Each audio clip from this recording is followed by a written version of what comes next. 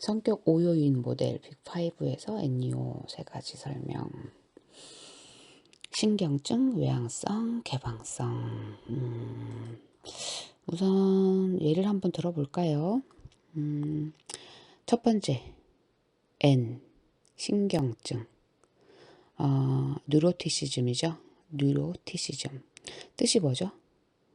정서적 불안정성이 라는 뜻이고, 걱정, 불안, 예민함을 뜻하죠.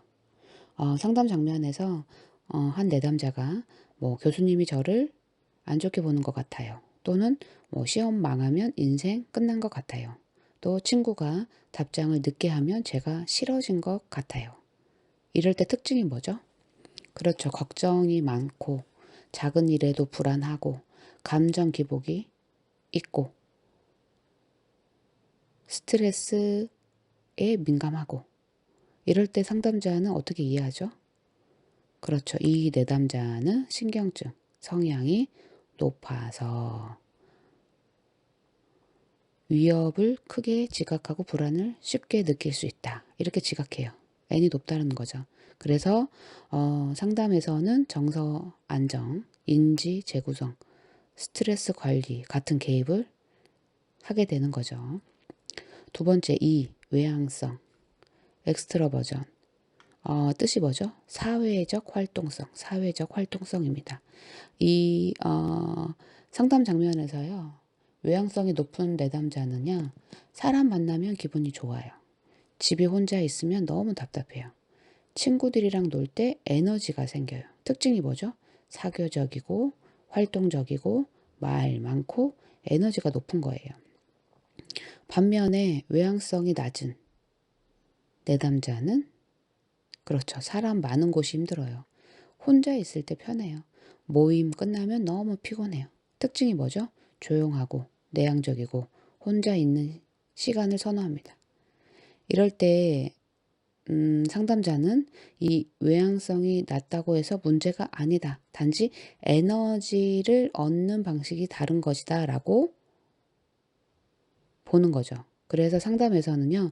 성격을 수용합니다. 그 다음에 사회적 기대와 자기 성향 조율을 돕는 거죠. 그럼 O, 개방성은 뭐죠? 오프니스. 이것은 새로운 경험에 대한 개방성이에요. 상담 장면에서 개방성이 높은 내담자는 새로운 경험을 해보고 싶어요. 예술이나 여행에 관심이 많아요. 여러 가지 가능성을 생각해 보는 게 좋아요. 라고 해요. 특징이 뭐죠? 창의적이고 상상력 풍부하고 새로운 거 좋아하고 예술적 관심이 있습니다. 이렇게 개방성이 낮은 내담자는 새로운 거 별로 안 좋아해요. 익숙한 게 편해요. 변화가 있으면 불안해요. 그러니까 특징이 현실적이고 전통적이고 안정을 선호합니다. 이때 상담자는 이해하죠. 개방성이 높은 사람은요. 창의적 탐색 상담에 잘 반응해요. 예를 들어서 미술 치료, 이미지 작업, 상상 기법. 근데 반대로 개방성이 낮으면요. 구조적 상담, 그러니까 구체적 문제 해결이 더 맞을 수가 있습니다. 그래서 상담에서 NEO를 이해하면 좋은 이유가 단순히 왜 이런 행동을 할까가 아니라 이 사람의 성격 구조는 무엇일까를 보는 거죠. 그래서 성격이 신경증이 높다, 외향성이 높다, 외향성이 낮다, 개방성이 높다 이럴 때 신경증이 높으면 불안, 민감할 거다. 그다음에 또 외향성이 높다, 사회적 에너지, 낮으면 내향적 에너지, 개방성이 높으면 창의적 사고. 그러니까 실제 상담에서 보게 되면 대학생 내담자가 있다고 칩시다. 그러면 이 내담자가 시험만 보면 너무 불안해.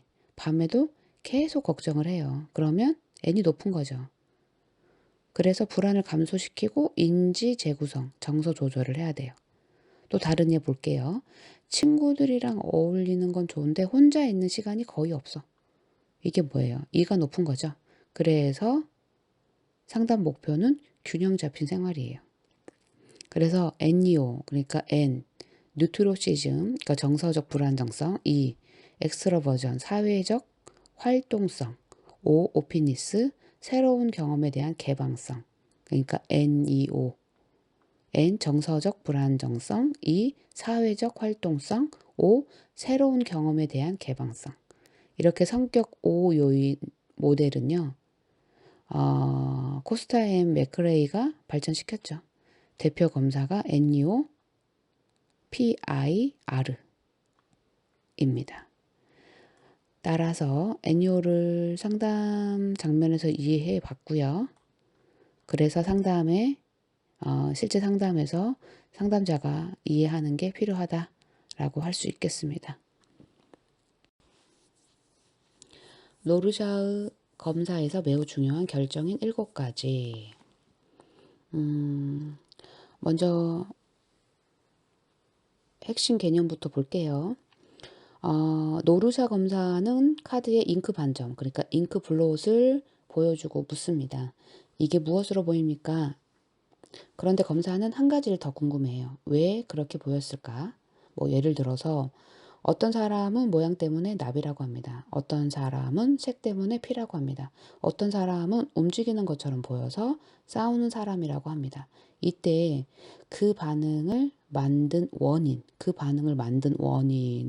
결정인 디터미넌트라고 해요. 그러고 그 결정인이 7가지 범주가 있어요. 그러니까 노르샤에서는 대표적으로 7가지 결정인을 보는 거죠. 하나씩 설명해 볼게요. 첫 번째가 형태, 폼이에요.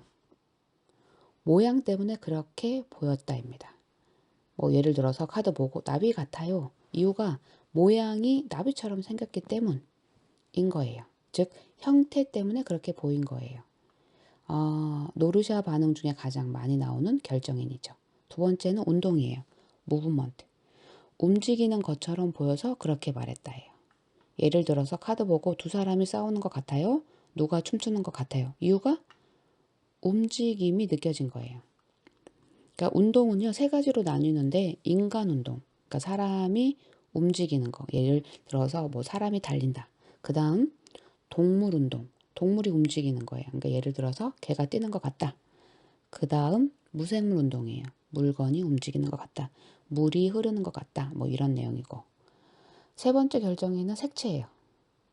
크로매틱 컬러. 그러니까 색 때문에 그렇게 보였다예요. 그러니까 카드 보고 피 같아요. 이유는 빨간색 때문. 그러니까 색이 반응을 결정한 거죠. 네 번째는 무채색이에요. 에크로매틱 컬러. 그러니까 검정, 회색, 흰색 같은 색 때문에 그렇게 보인다예요. 그러니까 연기 같아요. 이유는 회색 느낌 때문 이렇게. 5번째는 음영이에요. 쉐이딩. 그러니까 명암 때문에 그렇게 보였다. 명암 때문에 그렇게 보였다예요. 그러니까 명암이라는 게 밝음, 어두움, 그림자잖아요.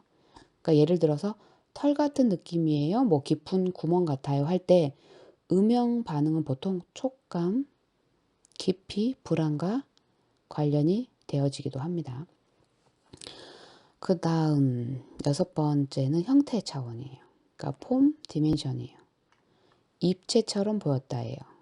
즉 평면 카드인데 3차원으로 보였다. 예를 들어서 이게 튀어나온 것 같아요. 뭐 입체 조각 같아요. 7번째는 쌍반응인데 페어예요. 페어. 그러니까 같은 것이 2개 보였다예요. 예를 들어서 2마리 나비 같아요. 쌍둥이 같아요. 즉 대칭 때문에 그렇게 보인 거예요. 그래서 전체를 한번 정리해 보면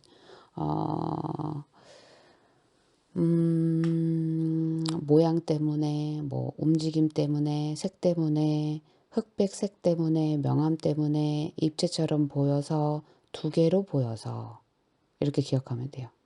그래서 모양, 움직임, 색, 흑백, 명암, 입체쌍 입니다. 그래서 형태, 뭐 운동,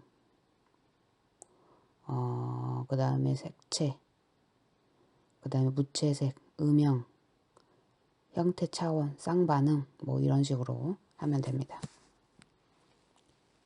예를 들어보면 내담자가 카드 보고 이렇게 말해요. 두 사람이 싸우는 것 같아요. 검사자는 생각을 하는 거죠. 사람, 인간 운동이죠. 싸움, 움직임이에요. 즉 결정인, 무브먼트, 결정인. 뭐 또 다른 예는 뭐 피 같아요. 검사자가 빨간색 때문에 그렇게 보였구나 라고 생각할 수 있는 거예요. 그래서 노르샤 검사 결정인은 뭐 형태, 운동, 색채, 무채색, 음영, 형태 차원, 쌍반응 이라고 생각하면 됩니다. 그래서 결정인은요, 왜 그렇게 보였는가예요. 그러니까 왜 그렇게 보였는가를 설명하는 기준입니다. 그래서 카드 보고 피 같다. 어떤 결정인인가? 뭐 두 사람이 싸우는 것 같다. 어떤 결정인인가? 털 같은 느낌이다. 어떤 결정인인가? 뭐 이런 식으로 이해하면 되겠습니다.